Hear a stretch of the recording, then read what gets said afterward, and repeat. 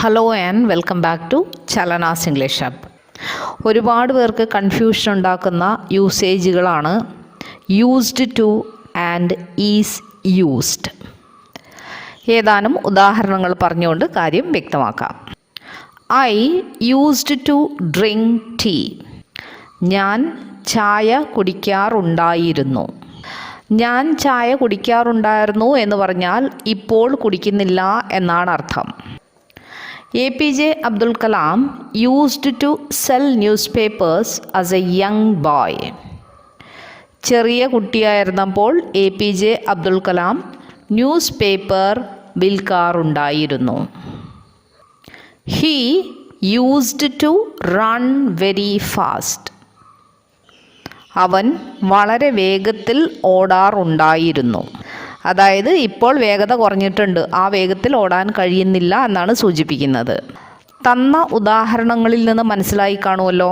Used to ഉപയോഗിക്കുന്നത് past habitual ആക്ഷനെ കാണിക്കാനാണ്, അല്ലെങ്കിൽ കഴിഞ്ഞ കാലങ്ങളിൽ ചെയ്തുകൊണ്ടിരുന്ന ഒരു പ്രവൃത്തിയെ സൂചിപ്പിക്കാനാണ്.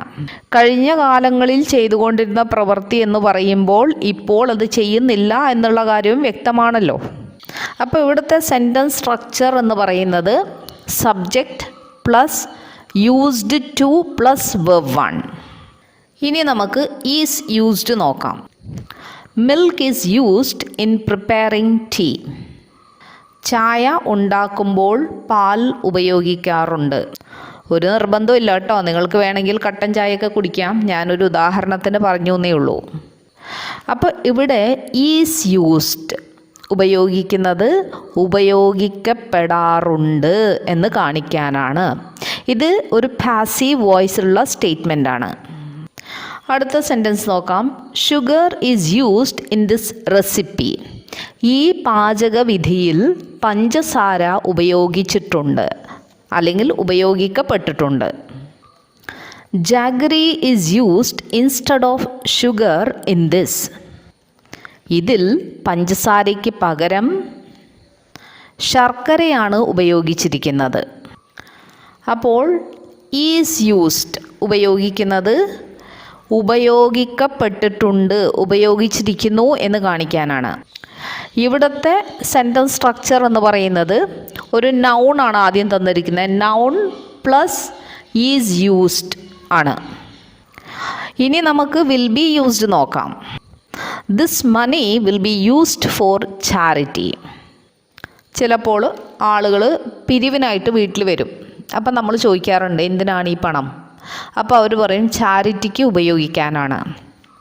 അപ്പോൾ സെൻറ്റൻസ് ഒന്നുകൂടെ പറയാം. This money will be used for charity. Will be used ഉപയോഗിക്കപ്പെടും. ഇത് ഫ്യൂച്ചർ ടെൻസ് ആണ്. കുറച്ച് നേരത്തെ പറഞ്ഞത് പ്രസൻറ്റ് ടെൻസ് ആണ്, ഉപയോഗിക്കപ്പെടുന്നു. ഇപ്പോൾ പറയുന്നത് will be used ഉപയോഗിക്കപ്പെടും.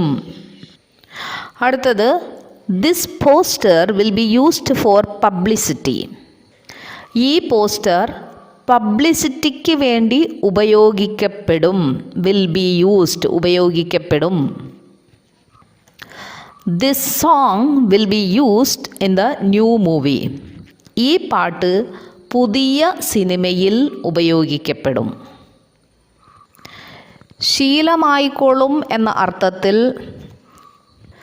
Will be used to this അല്ലെങ്കിൽ you will get used to this എന്ന് പറയാം. വീട്ടിൽ നിന്ന് മാറി താമസിക്കുമ്പോൾ കുട്ടികൾ പറയും എനിക്ക് അതറിയില്ല ഇതറിയില്ല. ഉദാഹരണത്തിന് എനിക്ക് ഒറ്റയ്ക്ക് ബസ് കയറാൻ അറിയില്ല. അപ്പോൾ നമ്മളുടെ മറുപടി അത് ശീലമായിക്കോളും. You will get used to that അല്ലെങ്കിൽ you will be used to that. I don't know how to wash my clothes. എനിക്കറിയില്ല എങ്ങനെ എൻ്റെ തുണികൾ കഴുകണം എന്ന്. Don't worry you will get used to that. വിഷമിക്കേണ്ട, ശീലമായിക്കോളും. I don't know how to cook. You will get used to that. ഇവിടെ നിങ്ങൾ ഒരു കാര്യം കൂടെ ശ്രദ്ധിച്ചോ. എനിക്കൊരു കാര്യം ചെയ്യാൻ അറിയില്ല എന്ന് പറയണമെങ്കിൽ പറയേണ്ടത് I don't know how to cook. എങ്ങനെ പാചകം ചെയ്യണം എന്നെനിക്കറിയില്ല എന്നാണ്, അല്ലാതെ I don't know to cook എന്നല്ല. I don't know how to drive. എനിക്ക് എങ്ങനെ ഡ്രൈവ് ചെയ്യണം എന്നറിയില്ല. റോഡിലെ കൂടെ അലക്ഷ്യമായി വണ്ടി ഓടിക്കുന്നവരെ കണ്ടാലും നമ്മൾ പറയും he doesn't know how to drive. അവൻ അറിയില്ല എങ്ങനെ ഡ്രൈവ് ചെയ്യണമെന്ന്, അല്ലെങ്കിൽ അവന് ഡ്രൈവ് ചെയ്യാൻ അറിയില്ല. അവന് ഡ്രൈവ് ചെയ്യാൻ അറിയില്ല എന്ന് പറയാൻ ഇംഗ്ലീഷിൽ പറയേണ്ടത് he doesn't know to drive എന്നല്ല, he doesn't know how to drive എന്നാണ്. അപ്പോൾ ഇന്നത്തെ വീഡിയോയിൽ നമ്മൾ ചർച്ച ചെയ്തത് ആദ്യം യൂസ്ഡ് ടു, അതായത് പാസ്റ്റ് ഹാബിച്വൽ ആക്ഷനെ കാണിക്കുന്ന കാര്യം. പിന്നെ ഈസ് യൂസ്ഡ്, ഉപയോഗിക്കപ്പെടുന്നു അല്ലെങ്കിൽ ഉപയോഗിക്കപ്പെടാറുണ്ട്. പിന്നെ വിൽ ബി യൂസ്ഡ്, ഉപയോഗിക്കപ്പെടും. പിന്നെ ശീലമായിക്കൊള്ളും, വിൽ ഗെറ്റ് യൂസ്ഡ്. ഇത്രയും പറഞ്ഞതുകൊണ്ട് ഒരു കാര്യം കൂടെ പറയാം. ഈസ് യൂസ്ഡ് ഉപയോഗിക്കപ്പെടുന്നു എന്ന് കാണിക്കാനാണ് പറയുന്നതെങ്കിൽ വാസ് യൂസ്ഡ് ഉപയോഗിക്കപ്പെട്ടു എന്ന് കാണിക്കാനാണ്. 1-2 ഉദാഹരണങ്ങൾ തരാം.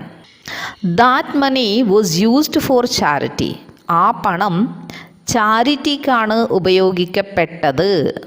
ഞാൻ നേരത്തെ പറഞ്ഞു ഇത് പാസീവ് വോയിസ് ആണ്. അപ്പോൾ ആക്റ്റീവ് സെൻറ്റൻസിൽ പറയുകയാണെങ്കിൽ ആ പണം അവർ ഉപയോഗിച്ചത് ചാരിറ്റിക്കാണ് എന്നാവും. They used that money for charity.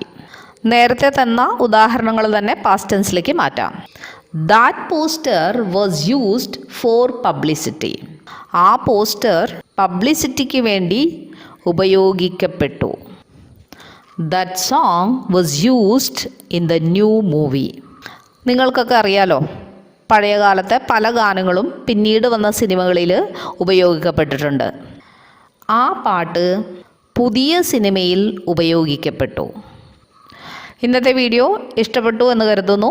ഇഷ്ടമായാൽ ലൈക്ക് ചെയ്യുക, ഷെയർ ചെയ്യുക, സബ്സ്ക്രൈബ് ചെയ്യുക. Thank you.